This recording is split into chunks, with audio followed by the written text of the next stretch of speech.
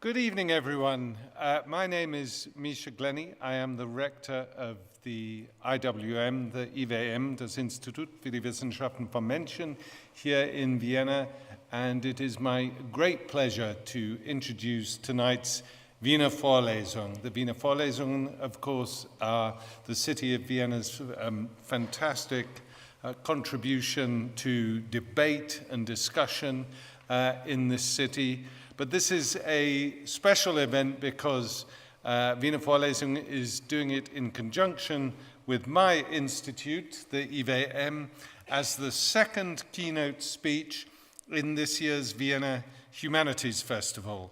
This is the 8th year that the IWM and its collaborators have run the Vienna Humanities Festival.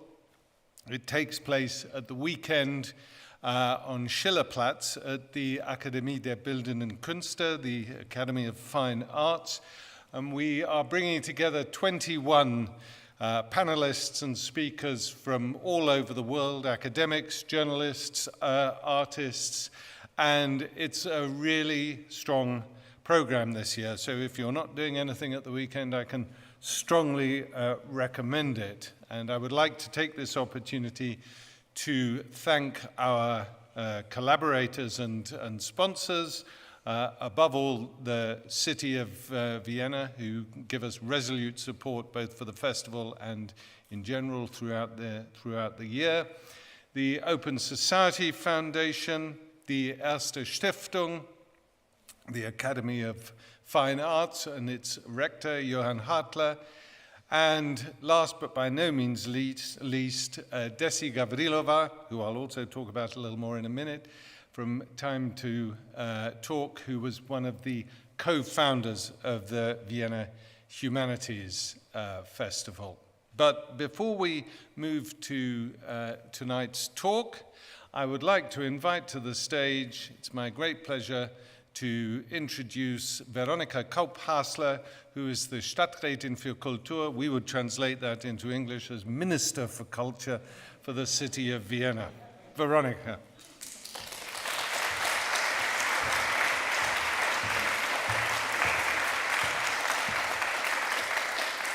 Good evening, everybody. A warm welcome to all of you and to all the organizers. A big thank you for preparing such a great festival, and also Anita Eichinger from the Wien Bibliothek for collaborating so well for education. And I think this is at the core of the city. And tonight, I'm truly happy to be here tonight, because we talk about, or we listen to a profound speech about eros. And as we all know, eros and thanatos, they are close together. And we talk a lot these times about death and about hatred, about the challenges we face. And it is also equally important to talk about not only love as something we need, agape, we need the sharing, we need caring, but also maybe more risky, the eros with all the components of death and threat. And you find it, of course, in Dido and Aeneas, in Purcell and the Greek mythology. Eros is always accompanied with an arrow, so it hurts. Basically, it hurts, but I would not have missed it in my life, and so I hope that you don't either. And I'm just curious, thank you for coming, benvenuto qui a Vienna, piacere di ascoltare.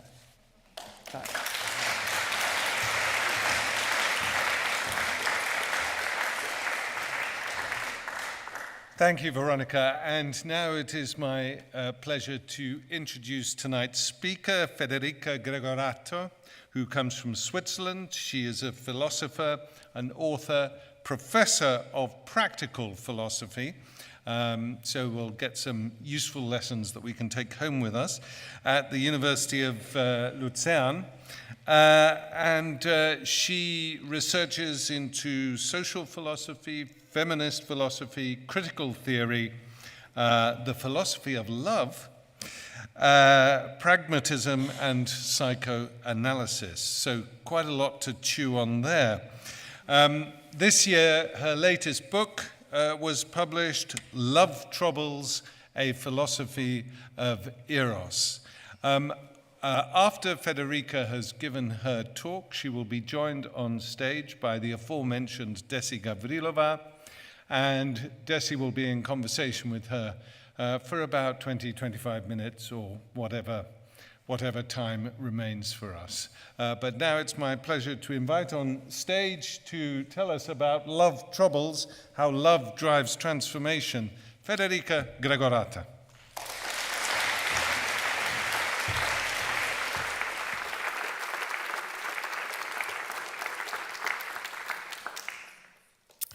So good evening. Thank you very much for this great opportunity. Thank you very much to the city of Vienna, to Stadt Wien, to the Humanities Festival organizers, which are the EVM. Thank you very much, Misha Glenny, for the great introduction. Also, thanks already to Desa Gavrilova.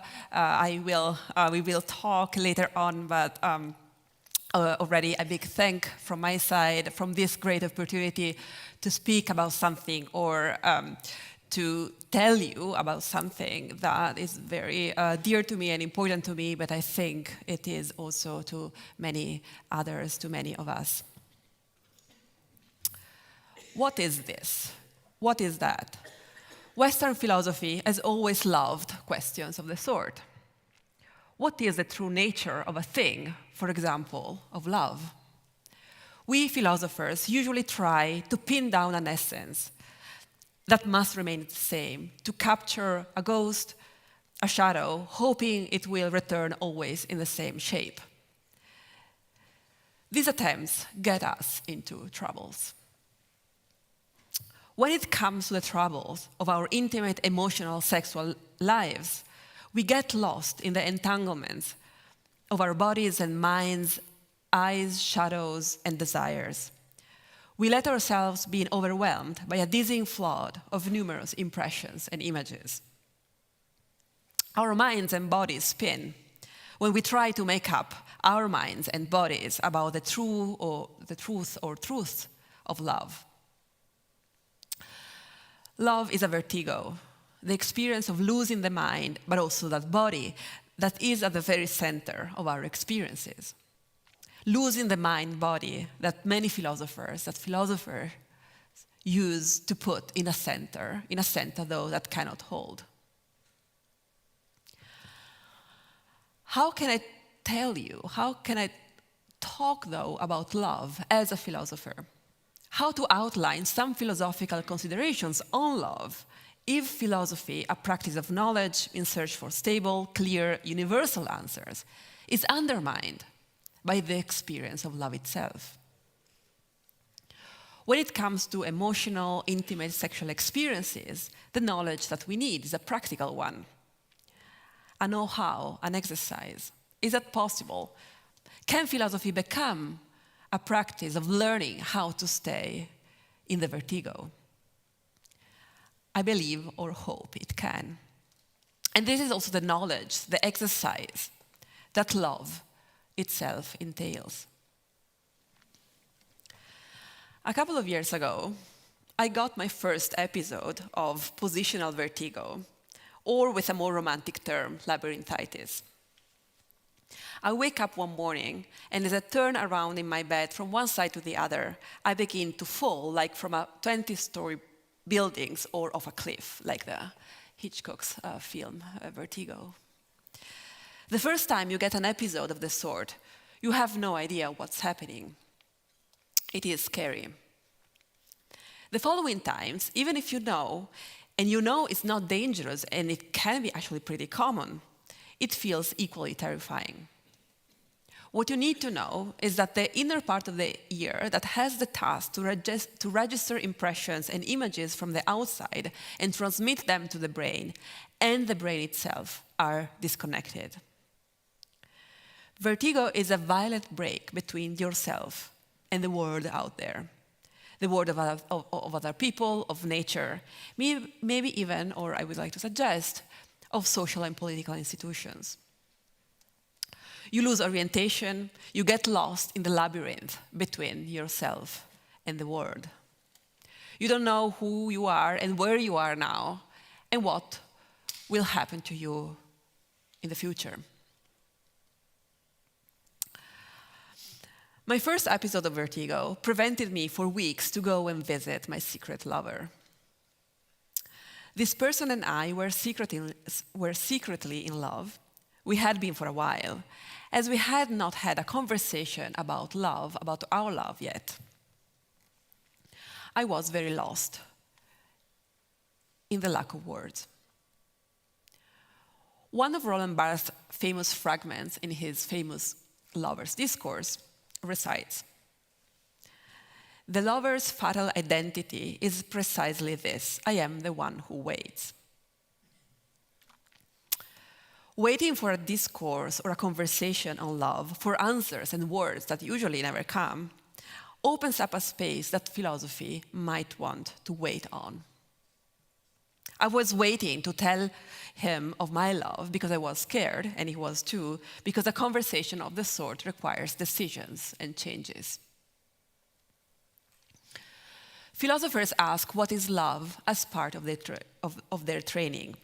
But this is a question that nearly, I think, all of us have asked ourselves at least once in our lives, most commonly when we are or we're young, or in moments of crisis. Since I have written a book and articles on the topic, this is very often, maybe too often, the first question that people throw at me. During interviews and public events, of course, but also in many private occasions, for example, at parties. I've always been embarrassed to answer, but also to not answer. I understand people's need to define, grasp, circumscribe the truth, or at least one truth about love. I have this need as well. My work on love and in love, though, has taught me that what we might want to resist is the urge to find the one answer. Love is rather a question, a series of questions, or maybe even better, a powerful force that brings us to ask questions. And this is the main definition, the main idea of love I want to work with or to play with tonight, and to see if this questioning is also linked to social and political transformation. So I said we might want to resist the urge to find the one answer about what love is, but we might also need to resist the urge to look for the one love, the one great love that defines our life. Too many women, in particular, have been ruined by such a pseudo-romantic pursuit. According to a still powerful ideology, the one love that we need to find is another person, the one and only person we have to desire sexually, whom we have to want to cohabit with, to marry, and possibly having children with and grow old with. A complicated technical term from this ideology is amato mononormativity. I repeat it, amato mononormativity. It may sound like a term for a disease, because it is. Amato mononormativity refers to the set of social norms that compel us to believe that without the one, our life won't be fully accomplished. It is often used as an excuse to forgive and ignore abuses and even violence. It continues to lead a lot of people, especially heterosexual women, but not only, to forgo other very important needs and desires. Also, it makes us forget that there exists many love. Not only in the sense that we can dearly, even erotically love more than one person at the same time, or that family love is also crucial and precious, but also in the sense that we can have and should cultivate, according to amato mononormativity, we should cultivate,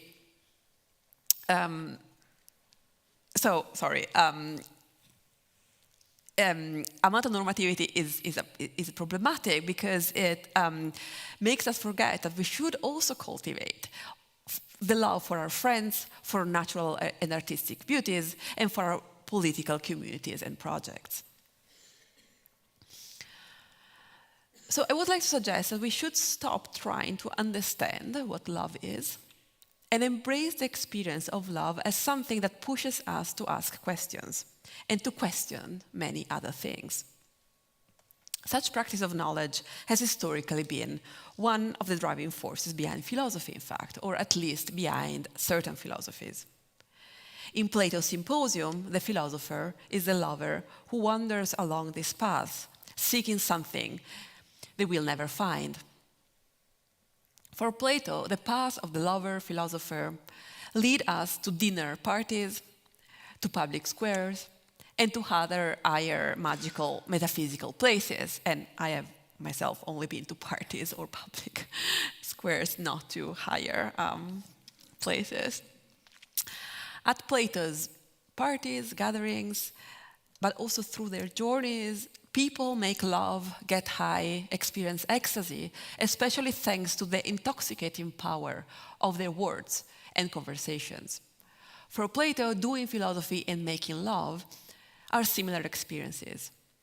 In both, we learn something crucial about ourselves and about the world out there. We learn, especially, how to stay with the trouble in the vertigo. When I'm hearing you asking me if I love you and asking you if you love me, when I'm telling you of my love for you and of my love for other things and other persons, when I'm listening to you telling me all about your love and loves, we are not having a conversation just about one thing, be it an emotion, a desire, a state of mind, a social convention. When we are talking, when we are conversing, when we are exchanging words about our love, we are doing something else. We are opening up and decide to express other complex troubles and queries. What's happening? What is going to happen to us when we, for example, undress or touch? How can we care not only for each other, but also for other beings so similar and so dissimilar to us? When and to which extent do we have to do that? What are our limits and boundaries in these endeavors? Do we feel at home or very far from home? And which one do we actually prefer? These are difficult questions which do not trouble us only personally and individually.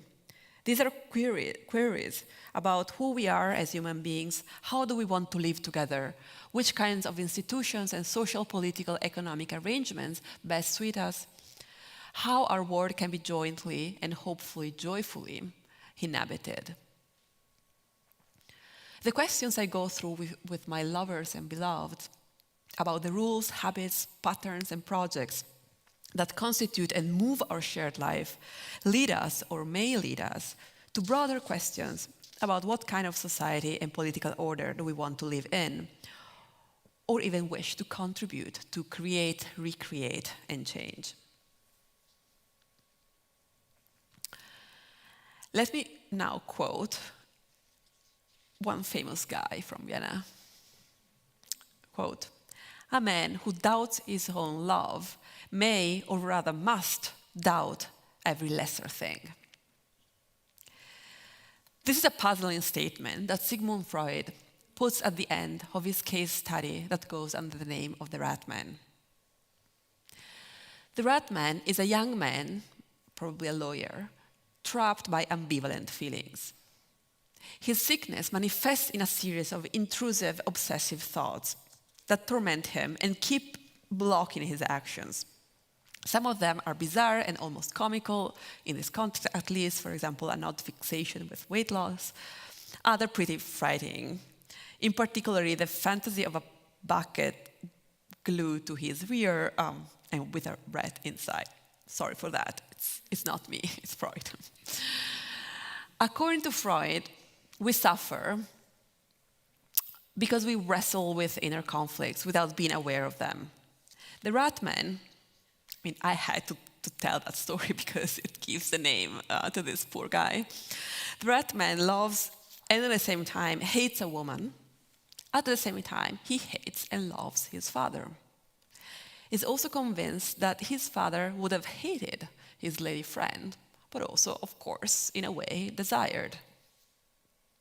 The RAHMEN is not conscious of any of these feelings, which are nevertheless expressed beyond his will and awareness in weird, disgusting thoughts. According to Freud, sometimes we let our inner battles emerge through these thoughts, and sometimes these thoughts surface also on our bodies through physical symptoms: headaches, coughs, back pain, paralysis, stomach aches, vertigo. If we want to feel better, we would need to bring the contradictions and ambivalences that torment us to light. And this is not a rational, intellectual, philosophical process alone, not only. The physical bodily symptoms that are to be traced back to inner conflicts, conflicts about our desires, must be converted into words that make sense and can reveal to us what it is that we really want. And the confusing words that express obsessive, weird thoughts must be interpreted, rearranged, repositioned, as we do, for example, when we try to make sense of a poem or a literary text. The goal of such poetic interpretation, reinterpretation, is not to get at a theory about ourselves, to put ourselves in one of those little boxes made available by the categories of contemporary psychological and clinical languages that we all know, I think. The social media are overflown by these categories.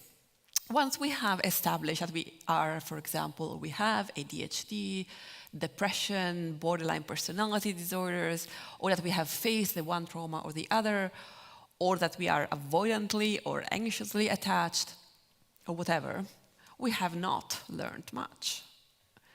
It is not simply about manipulating and changing our thoughts, or, as they say, cognitive patterns. The difficult work consists rather in opening and lighting up our ideas and mental contents in order to get at the passions and desires hidden in and by them. Through passions and desire, we can achieve a proper change. And this is a psychoanalytical work, of course. This is, I think, a philosophical work. And this is the work of the labor of love. In order to navigate relationships, we need to properly come to terms with what we do want and not want, to hear, to smell, to touch, and to do. The difficulty of getting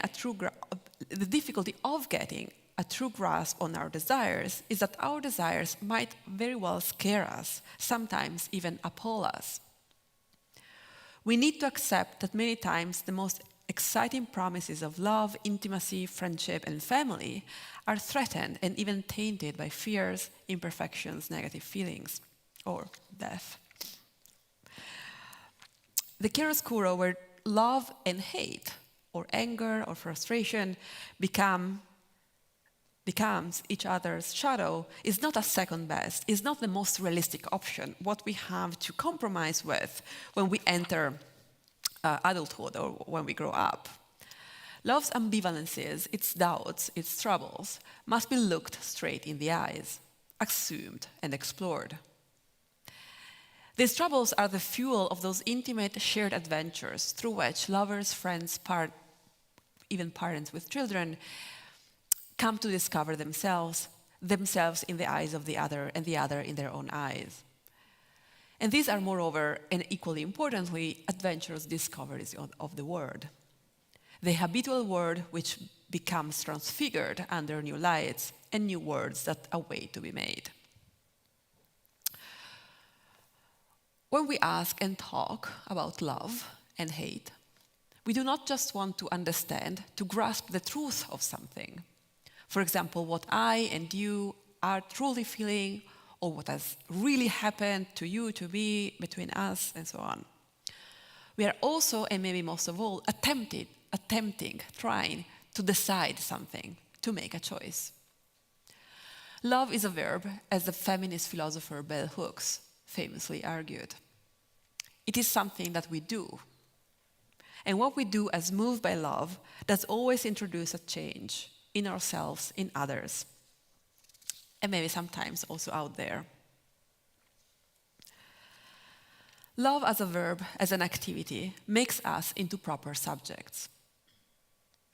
A subject is, yes, someone subjected, maybe even submitted or submissive to others. When we love, when we are in love, we are actually always dependent on others, a bit overwhelmed, or more than a bit, by the power of others and of forces, sexual or emotional ones, that we perceive as beyond our control. Yet, as subjects, we act. Only subjects and not objects can properly act. Being a subject of love, being able to actively love other human beings or other things, is somewhat a more powerful experience than love as a passive condition. When we just receive love and are lightened up by others' emotions, attentions,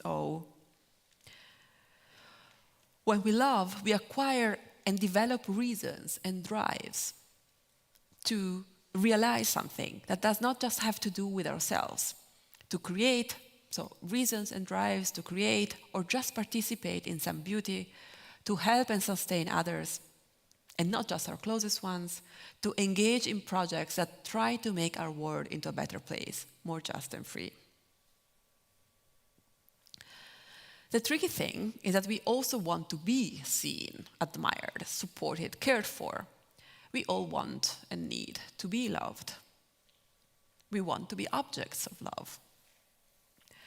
Those who are not loved, or those who have not been loved enough by parents, partners, family members, community members, suffer in profound and inexplicable manner, sometimes even without words.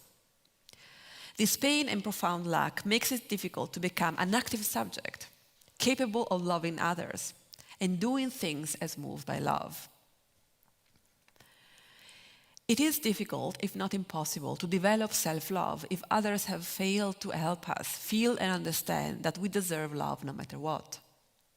We become subjects, namely agents, also political agents, when we have been treated by others, the ones we are dependent upon, as subjects and not as objects. Regarding and treating another as a subject means to respect them as a free being, but also to help them to become free and to live freely, to realize freedom. This is a difficulty, this is a scary challenge, actually for every one of us. Even when we do love, we might do it in damaging ways, namely that do not enable or enhance our freedom, the other's freedom, in ways that held us and the other captive. To recognize and live with the freedom of the other, of the beloved one, is a challenge. In our societies, there are so many people who are not loved or not loved enough, which is the same thing. Non-white persons, queer, trans, or gender fluid persons, persons who grow up in an environment dominated by economic hardship and injustices, or disrupted by violence, persons with bodies and minds that do not conform to given standards of ability and rationality. And then there are people, for example, women, especially white women, who do comply with certain beauty standards, who are, yes, wanted, admired, idolized, maybe even cared for in some manner, but still held captive by the demands, fears, controlling mechanisms of others, by a heterosexist social and political order, the patriarchy, that cannot tolerate their freedom. Freedom means different things: being able to say no without punishment, to contribute to set rules, to make mistakes without being crushed by shame and guilt, free to be furious, free to be angry, free to go on adventures alone or together with the ones whom we have chosen. These kinds of freedom can realize only in relationships with others. Freedom is never an individual undertaking. So, love is something that we do, and it demands choice. How shall we decide what has to be done, though. Saying yes or no to a kiss, to a ticket to travel somewhere, to the lease for a new apartment, to parenthood. But also saying no to all these things and other things. Saying no is always also a practice of love. How shall we leave behind doubt and make a choice? Sometimes, not only in love, but very often when love or the possibility of love is involved, making a choice scares us deeply. Our rational faculties tremble. Our rational legs tremble. Our bodies and minds spin. We sense that the consequences of the decision might change us forever and in irremediable fashion. According to the contemporary philosopher Lorde Paul, an exemplary case is the decision to become a parent. If I were now to decide whether to become a mother or not, I could only base my decision on whom I am right now, on what I currently know and desire and value. My present self is the subject who decides, but the self I will become after the decision might believe, appreciate, desire other things. Now I'm not a mother, but when I will become a mother, what will I find good for me? I cannot know. According to 19th century author Søren Kierkegaard, the philosopher who has actually thought about this issue a lot, and maybe even for the first time, we don't know, and we can only dare to jump into the unknown. We need to have some kind of faith. Kierkegaard believed in a very personal version, actually, of the Christian God, so he had faith in the Christian God, whom he interpreted a bit weirdly. But if we are not blessed with this kind of faith, all we can do is to have faith in ourselves, which doesn't seem a very good bargain or replacement. We have to know ourselves enough to believe that we are someone who is willing to jump. I don't know what I will become. I know that the curiosity for the unknown is something that will lead me into the future. I have to know that the desire to know the unknown, the desire to discover what awaits us, even if we might in the end not like it, which is often the case, is and will be the most precious thing for us. But I do believe, so I'm not entirely sure this is a good basis for the choice to become a parent, and in fact, I'm not a mother, and I'm not thinking about that. But I do believe this is something, so this Kierkegaardian idea of knowing about the curiosity for the unknown, I believe this is something that we have to dwell upon when it comes to explore a new relationship or to leave one behind. Actually, Kierkegaard, so it's funny, also not funny, that Kierkegaard's own major transformative experience was his decision to leave, to give up on his youthful love for a young woman, for Regina Olsen, and to dedicate himself entirely to philosophy and writing, which is, of course, also a form of erotic love. Sigmund Freud, from his part, believed that what can sustain us through our decisions is a kind of faith in the reason hidden in that unreasonable, messy, uncontrollable dimension of the human spirit that he called, as we know, the unconscious. To decide, for example, whether to become a parent or to begin or end a love story, we must grasp the trajectory that our desires trace. The rainbow that connects our present to a future self. For Freud, an archaeological exploration of memory, dreams, fantasies, where the vastness of the unconscious takes place, and an interpretation of its fragmentary poetry can help us to trace the rainbow. also philosophical work, I think. The work that traces and examines and stays with contradictions and ambivalences might be helpful with the rainbow.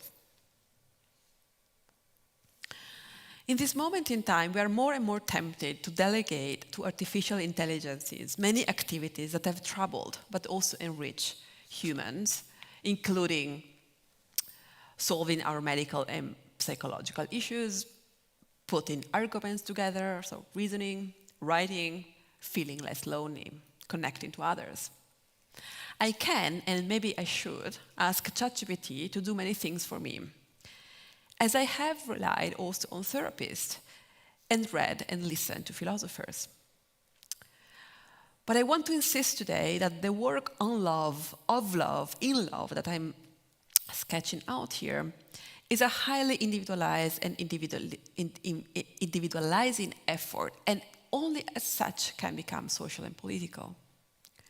This means that in the end, it's me and not some virtual or real assistant, not a theory. It's just me that must face my confusions, find the courage to do something about and with them. To choose and thus to serve on the rainbow between a present and a future self. And again, I'm not just talking about an individual or a personal self. It's also we, groups of people, societies, that we must decide what is going to happen to us socially, politically, what we desire to do with ourselves, who we want to be.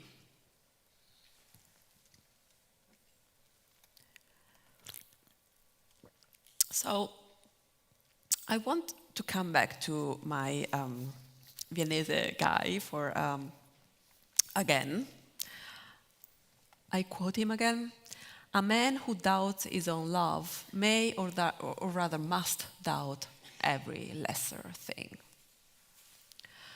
So Freud. Why the RAHMEN's indecision, do I love her or not, what should I do with her, might end up doubting other things too. Lesser things, or maybe even bigger things. How could a doubt about our feelings or desires spread into doubts about everything else, or many other things? The question, the doubting, Freud warns us, cannot become an empty loop. Stagnating repetitions, the same questions and answers and doubts all over again, are moving us away from our desires. Uncertainty cannot become our only certainty, our way of going through life. And luckily, this is not where the RAHMEN lands. Freud's story comforts us with a happy end, indeed. The RAHMEN improves his relationship with the memory of the father, who was already deceased, and decides in the end to marry, or at least to be with the woman he loves despite all. Today, like in Freud's day, like for Freud, uncertainty isn't popular, and for good reasons. Uncertainty in our romantic pursuit often undermines self-esteem, distorts our self-image, and makes us feel insecure, for instance, about our intellectual or professional abilities as well. We do a lot of so-called emotional labor in trying to decipher our romantic partner's doubts and insecurities. As many feminist thinkers have lately argued, women, especially heterosexual women, have become very skillful emotional laborers of the sort. But it's not necessarily good to have this specialization on this kind of labor, as women would maybe prefer and deserve to do other things. And Freud, regrettably, in fact, does not think about the poor lady friend of the RAHMEN who had to endure his endless obsessions and uncertainties. Certain experiences of love can make us doubt ourselves and lose our bearings. The constant pressures of the complaints, jealousies, manipulations, lies of our partners can blow apart our anchors, undermining our sense of a coherent self. It's a so-called phenomenon of gaslighting, for example.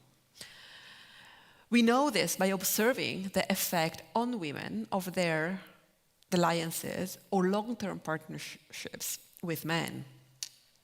Men who are not able to address and revise the patterns and habits that patriarchy has deeply planted in them are destroying women's lives, driving them to exhaustion, depression, and madness.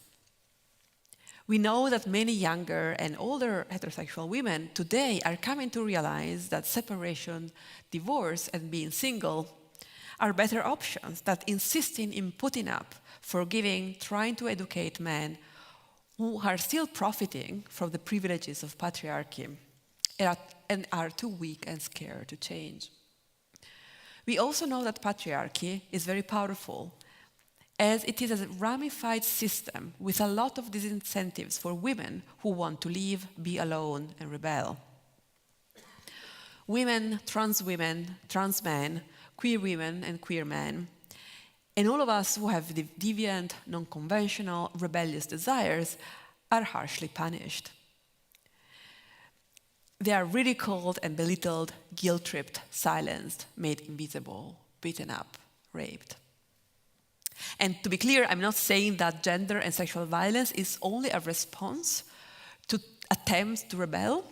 Many horrible things do also happen to women, especially also who try to perfectly comply with norms and expectations of their gender.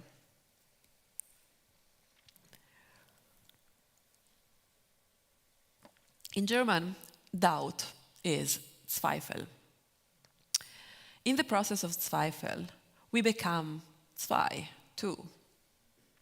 Doubting and questioning is a movement that opens me up into, it splits me.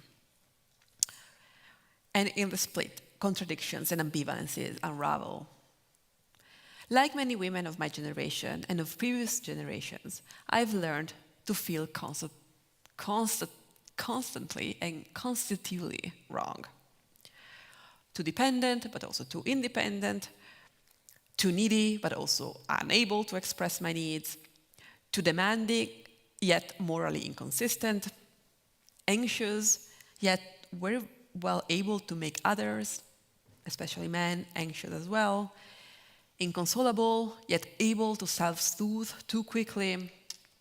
Insatiable, yet too easily satisfied, and in the wrong ways.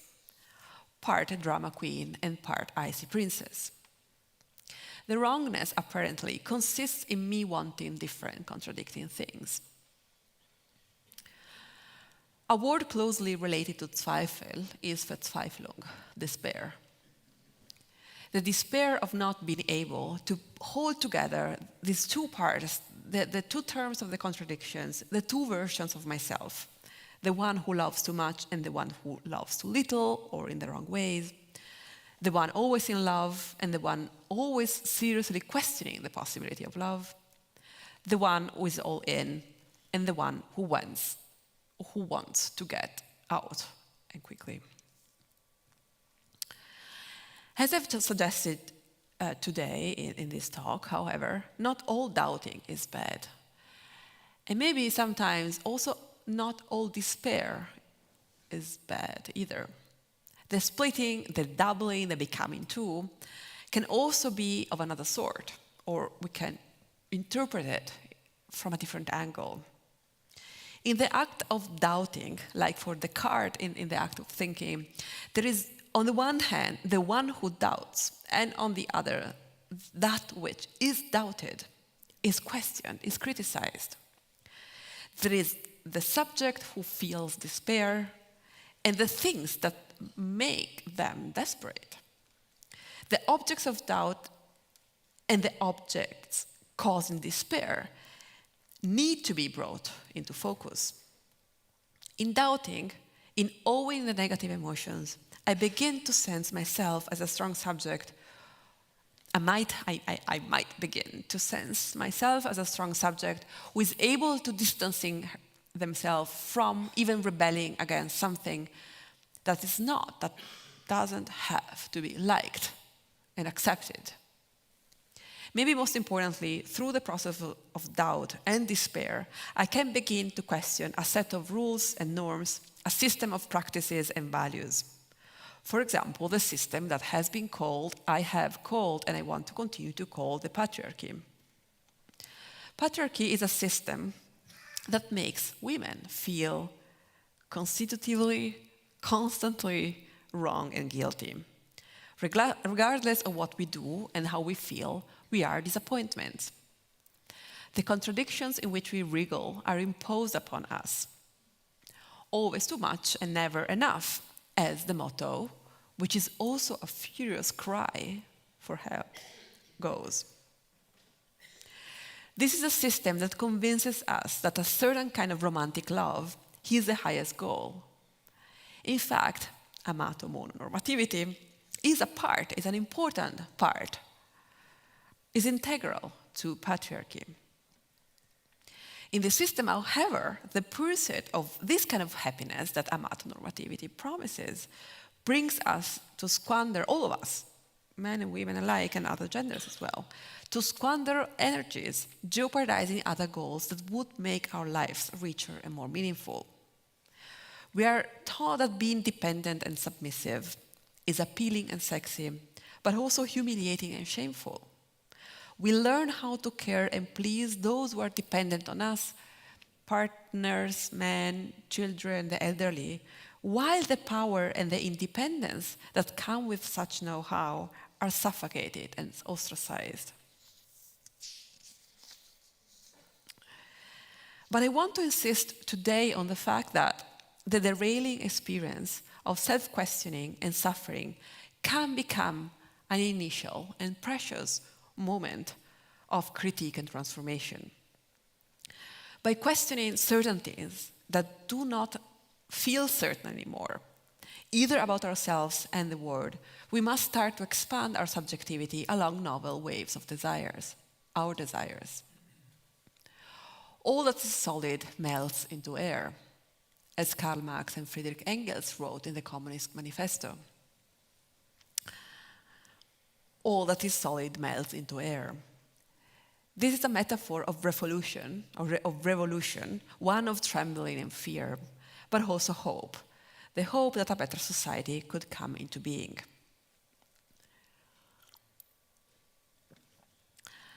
So, love troubles us in many ways. Too many, I'm tempted to say, especially under conditions of patriarchy, transphobia, racism, and capitalism. Yet, each person in the system is a unique poem who deserves a unique interpretation. Like many poems, each person contains conflicting wishes, unsettling ambivalences. The shifting and ever-changing space of sexual love, but also of friendship, of parental or family love, is traversed and animated by these unsettling and ambivalent forces. To make love is to unmake, to undone something, oneself, another, one's own life, but also the larger social, political, economic conditions that shape our lives. To make love is to doubt, and to doubt is what makes us think, write, live, and finding new and better ways to understand and attend to the needs, desires, projects of ourselves and others, those we know and love, and those we don't know and love yet. So at the beginning of the talk, and now I'm concluding, I told you I've been struggling and still struggle with definitions of love. I have suggested that when we ask what is love, what we are really doing is something else. We are trying to protect ourselves from a self-destructive chaos, to find points of orientation, to re-establish, but also to reinvent a connection between ourselves and the world. And this chaos, as I have suggested, is not just the normal chaos of the other one not wanting us or not being reciprocal in their love, but it's also the chaos, the contradictions that cannot be held together of patriarchy and of other systems of oppressions as well. To undone what is making us miserable and unfree, to remake a portion of the world where we and more people can be feeling seen, supported, joyful. The troubles of love are powerful. They make us very little, but they can also make us bigger. They can disempower us, but also give us the power to thrive alone and especially together. And in the end, it all comes to a choice, what we want, what we do not want. Thank you very much.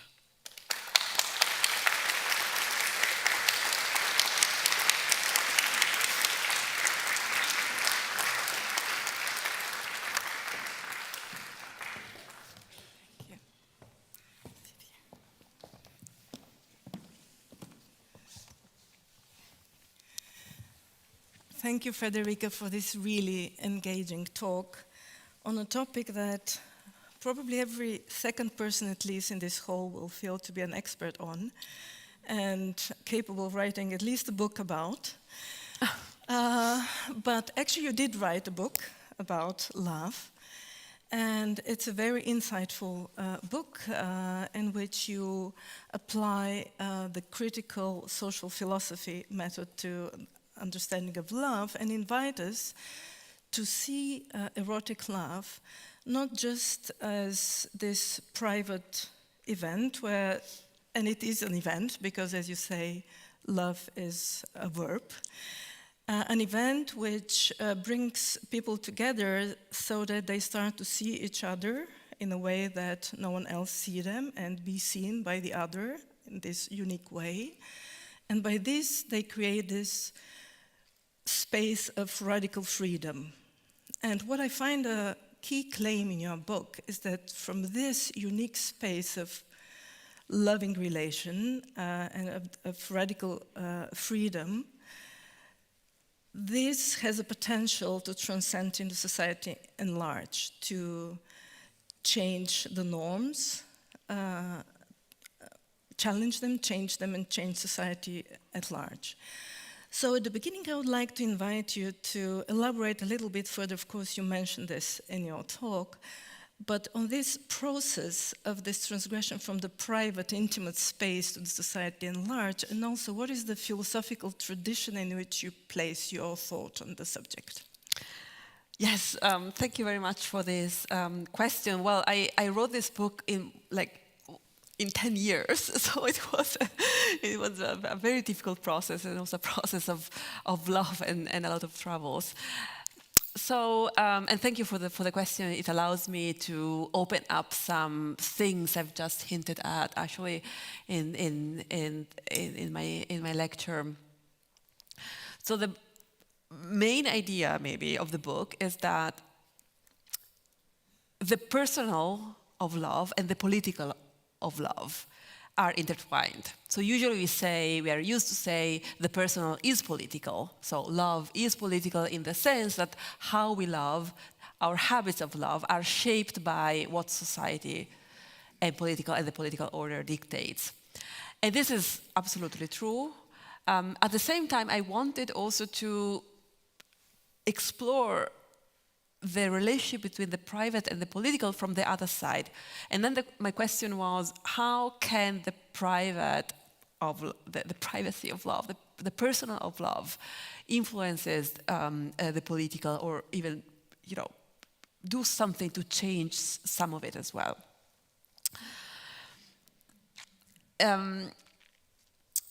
So you have also asked me about freedom.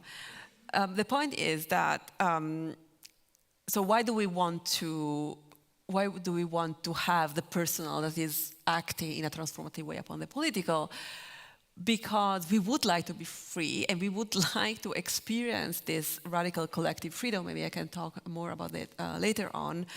But we cannot, because actually in our societies, a lot of people women, heterosexual women, queer women, trans persons, queer persons, racialized groups of people, people who struggle with economic injustices. We are not free, right? And we are not free in the sense that we cannot have spaces for ourselves where to experiment with ourselves when we can understand what we want. So freedom for me is not the capacity or possibility to do whatever I want, but to, first of all, to understand what is the nature of my true desires, and we have to understand that with other people in spaces of radical freedom. And precisely the society, because of these systems of oppression, we are not free in this sense. But at the same time, we do experience the need, the desire for this kind of love and for this kind of freedom. And sadly, under conditions of patriarchy or capitalism or racism, this love can be maybe just a fantasy or an illusion. For example, women, heterosexual women who enter in love, romantic relationships, they have to do that. So they have to submit or to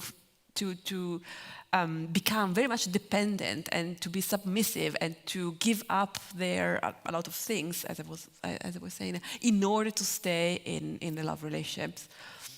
But the desire for a certain kind of love and the desire to transform the fantasy, which in reality is not love, but it's violence or submission or domination.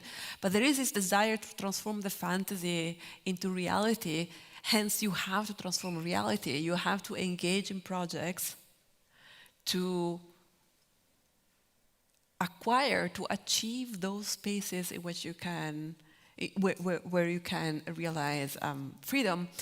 And this is something that you also ask about the philosophical tradition.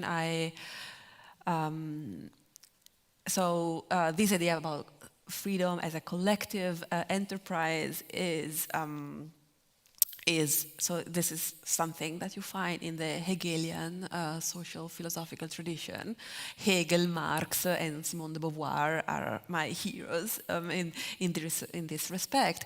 But also the idea that when you experience love, even though it's not perfect, let's say, but still you can experience a certain kind of joy, and that joy can, even though it's a fraught joy, even though it's part of an illusion, but that kind of joy brings you to see how the world can be changed in order to expand those possibilities of joys. This is something that I owe to Audre Lorde, who is more in the Platonic, actually, tradition. Mm-hmm. Your understanding of erotic love encompasses both romantic love and friendship. I have to say I was surprised when I read about it, but then I was convinced by your argument. But can you tell us what are the qualities of friendship that make it legitimate to be included into the term of erotic love? Or is every friendship actually also creating these spaces of freedom that you describe as being created by romantic love, or are there specific qualities, specific types of friendship that are to be understood as erotic? Well, intense friendships or passionate friendships, the friends you really cannot live with. The friendships that unmake you, that contribute to undone you, like certain romantic partners. There might be some differences between sexual lovers, sexual romantic lovers, and intense, passionate, impassioned friends.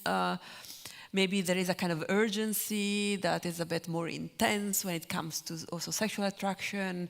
You can maybe wait a bit longer to see your non-sexual friends.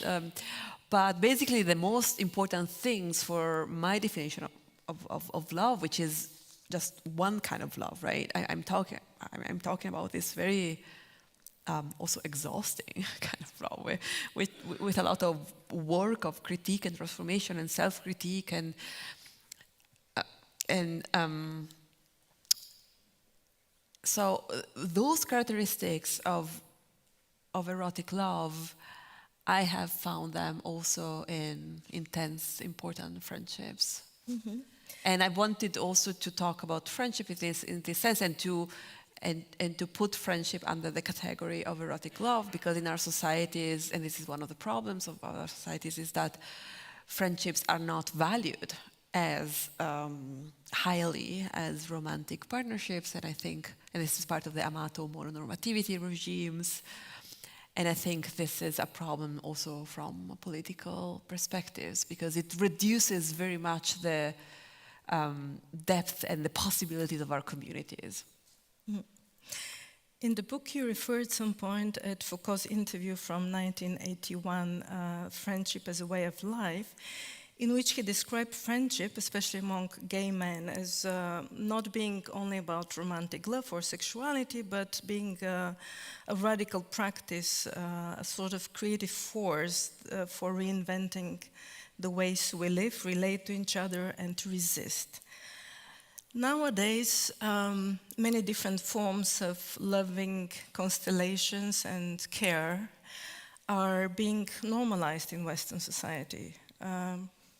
Not only gay love or gay marriage, many different, also polyamory, for example. Do they still have this power to transgress social norms, or does the fact that they are already kind of accepted, recognized, it kills their radical potential? Yes. I don't think the normalization has gone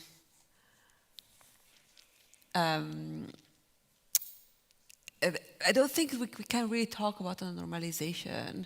I don't think that queer tribes, polyamorous experiments have become normalized, have become largely accepted. So maybe, well, yes, if you live in Berlin or maybe in Zurich or maybe in Vienna even, there are among educated people with from certain social classes, maybe there you get the impression that these forms of love are accepted, have become a new norm.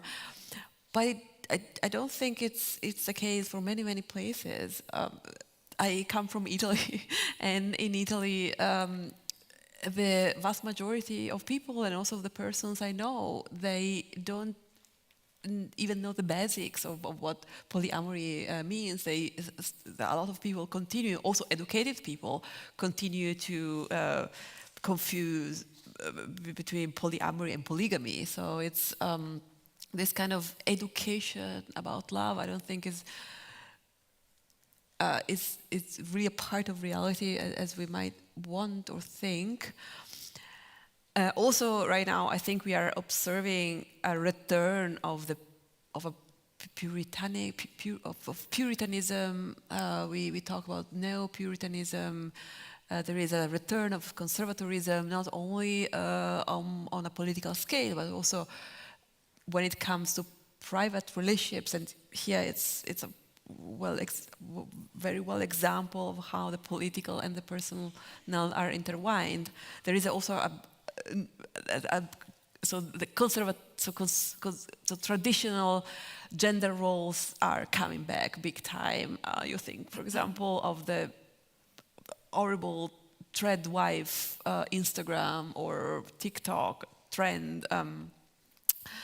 So yeah, maybe at some point we will have normalized queerness and polyamory, but I don't think. But is this an ideal that is worth pursuing and working for? And how will a society look like where the amato mononormativity, as you said, is not anymore normativity, it's not the norm, but the individuals actually are freely pursuing their shape of relationship, the ones that suit them, and then they have much more fluid constellations and much more temporary, so how will a society look like? Is this an ideal worth pursuing?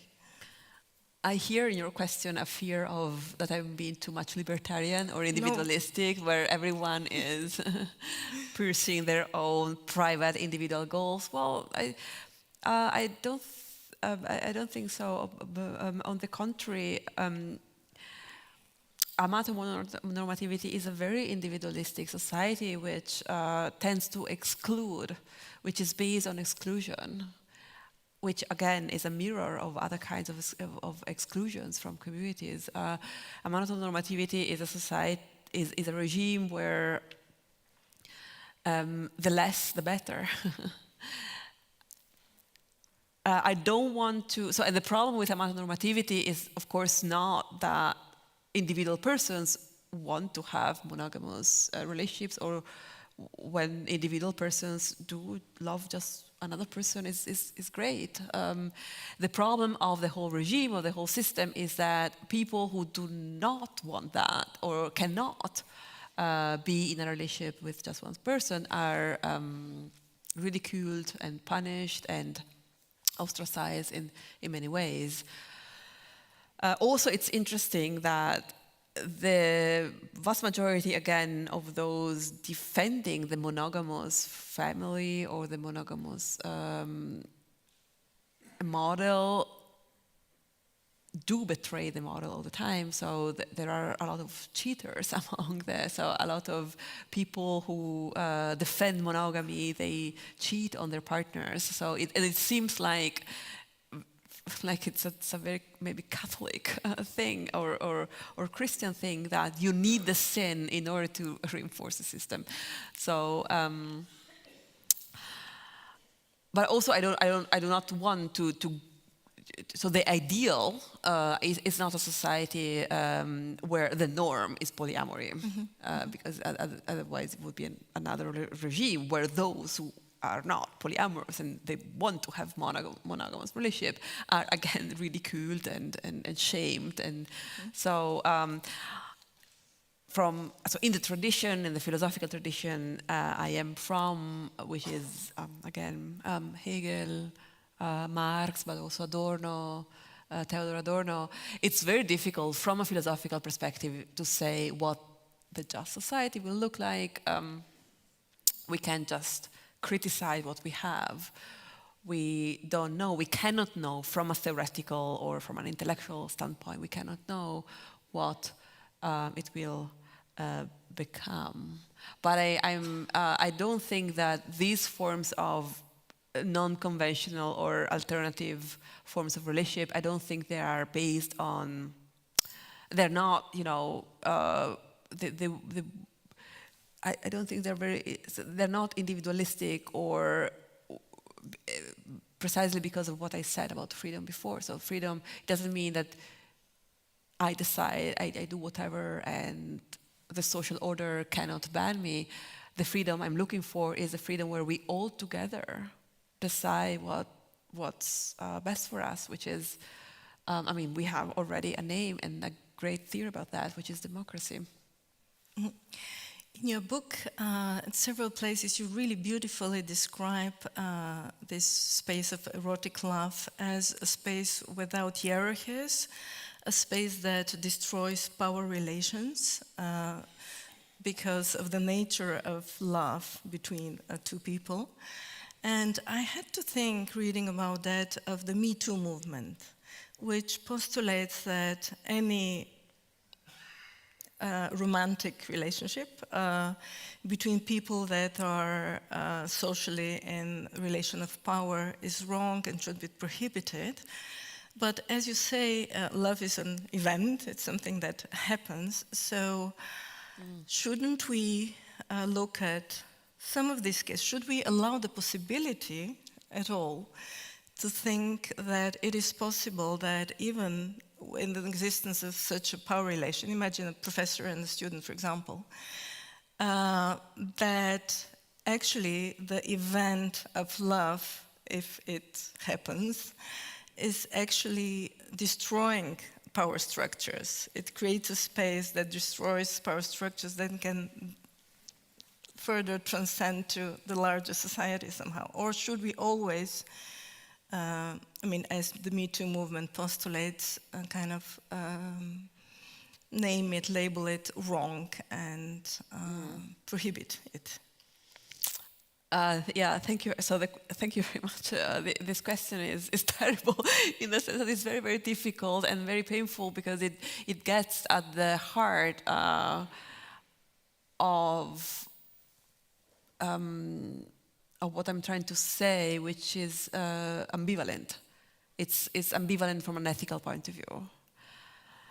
I think that there can be love in this erotic, emphatic way I'm trying to articulate, even if there is a power relationship which is problematic, which doesn't make the power relationship less problematic though. So there are certain relationships which can have that transformative quality, and at the same time, they can do a lot of harms.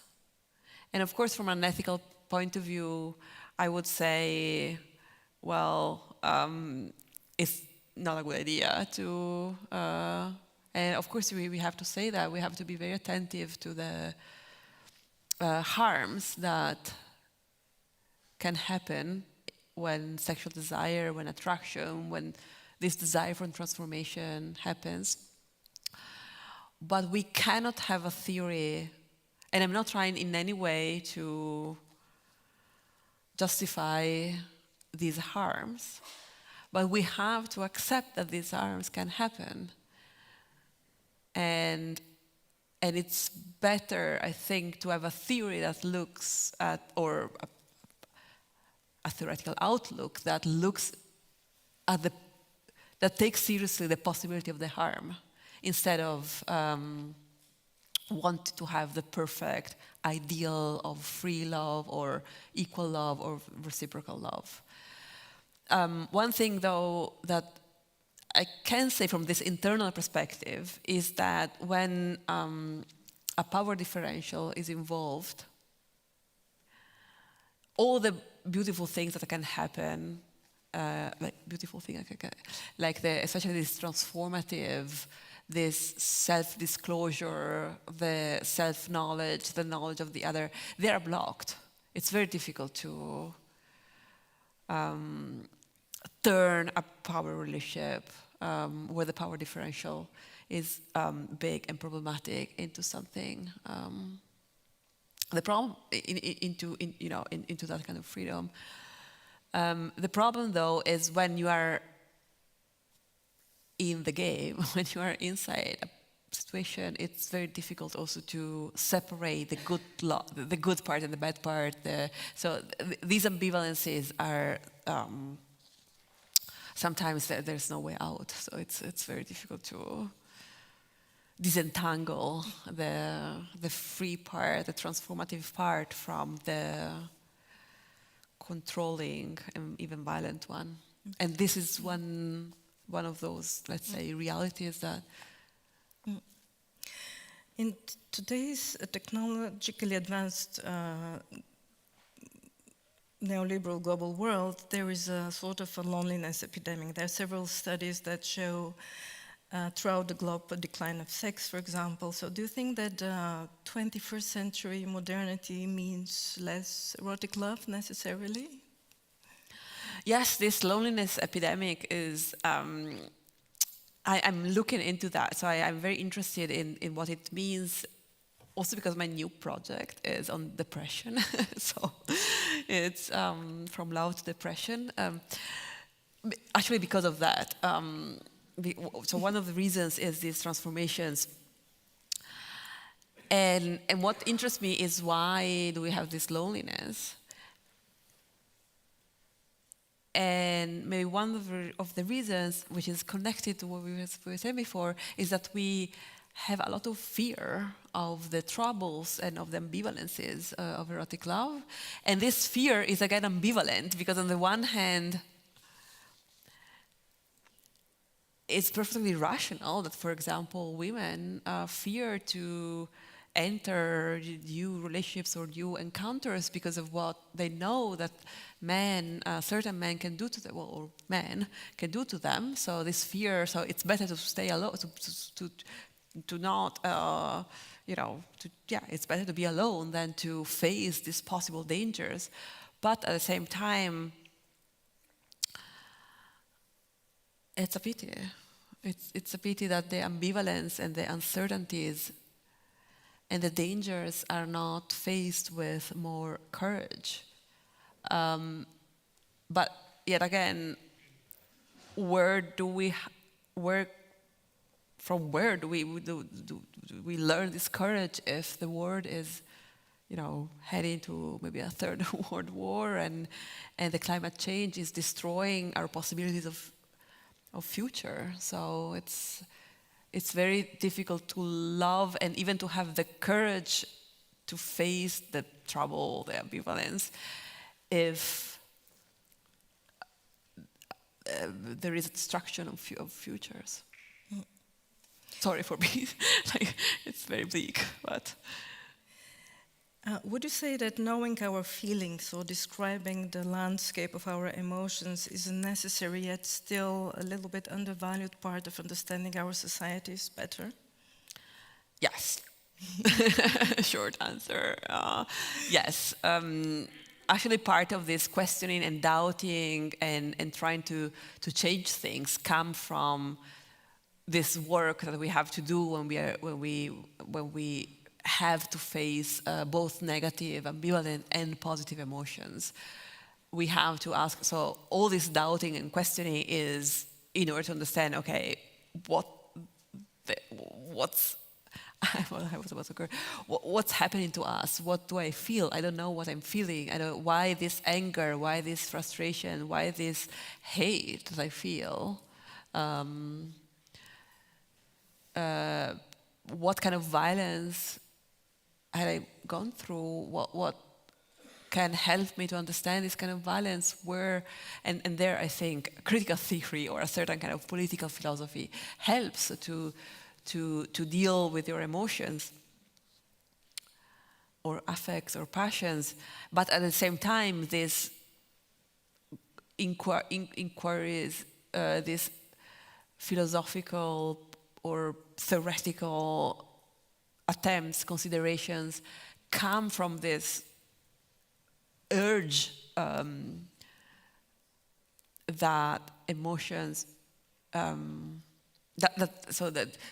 these emotions urge us, like they push us, they interrogate us, and philosophy is this kind of response to this taking up the challenge that our emotions are offering us. And my last question is about the purpose of philosophy. Oh. If philosophy means love for wisdom, it should help us to live better, make better choices in our lives, perhaps. So my question is, in the course of your intellectual inquiry on the topic of love, did you learn to love better, to endure better in love? No.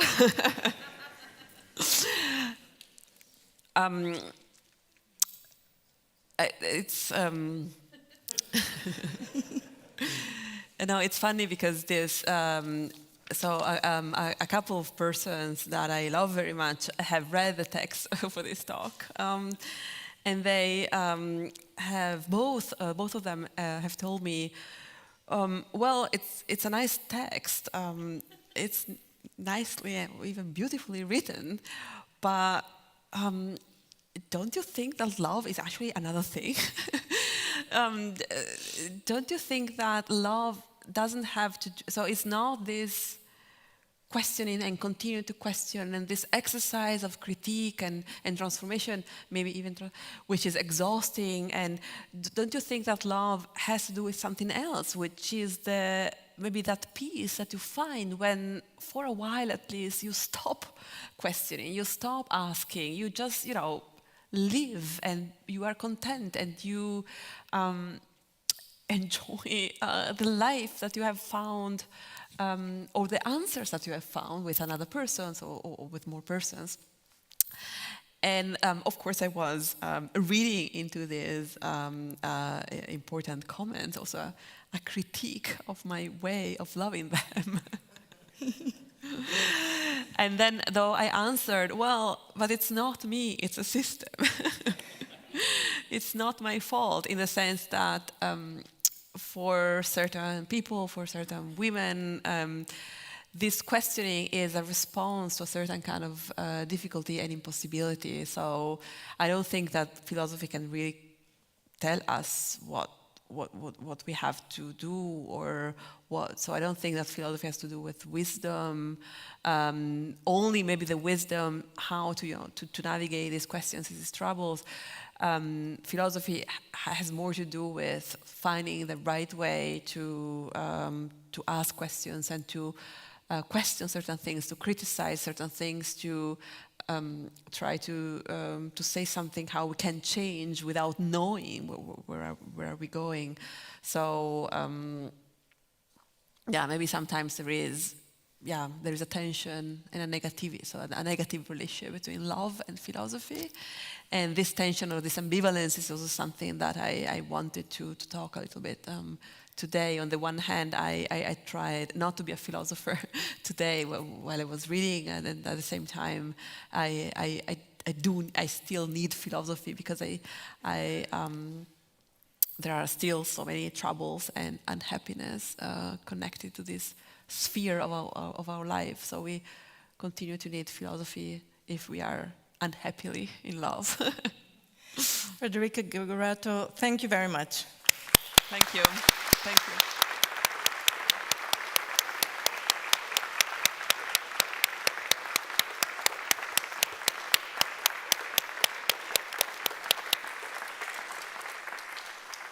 And just to say that the next Wiener Vorlesung will be on the 6th of October on the topic of Klimawandel in Österreich.